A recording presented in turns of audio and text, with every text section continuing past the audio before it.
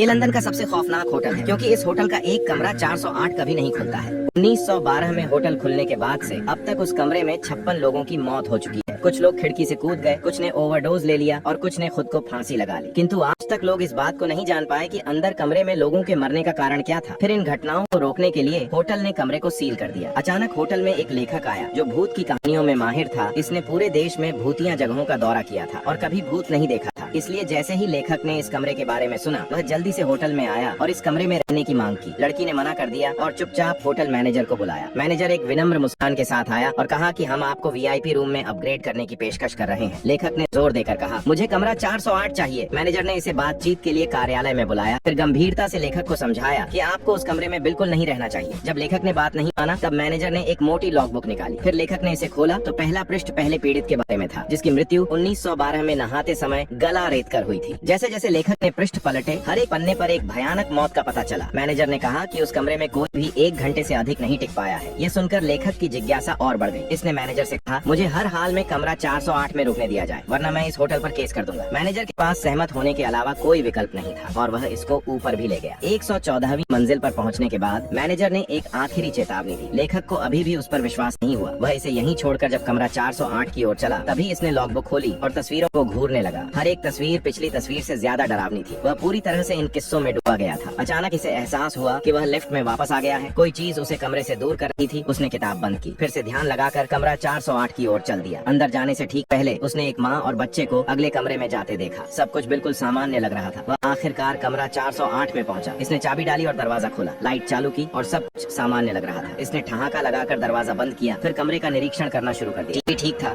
Toilet paper ठीक था, mini bar ठीक था, बस थोड़ी गर्मी थी। फर्श पर कुछ दाग थे और दीवार पर पेंटिंग डरावनी थी। इसने खिड़की खोली और बाहर देखा, सब कुछ ठीक लग रहा था। तभी रेडियो अपने आप चालू हो गया। जब उसने पीछे देखा तो वह चौंक गया क्योंकि बिस्तर बिछा हुआ था। इसने सोचा कि शायद कोई अंदर है। फिर इसने कमरे की तलाशी ली किंतु कोई भी नहीं मिला। फिर इसने देखा कि बाथरूम में टॉयलेट पेपर को नए रोल से बदल दिया गया था। तभी इसे गर्मी महसूस होने लगी क्योंकि अचानक एसी खराब हो गया था। इसने कमरे का फोन उठाया और मैनेजर को रिपेयरमैन भेजने के लिए कहा। वे सहमत हो गए। अब वह डर रहा था। इसने लाइट बंद की और कमरे को स्कैन करने के लिए यूवी लाइट का इस्तेमाल किया। हर जगह खून के धब्बे दिखाई दे रहे थे।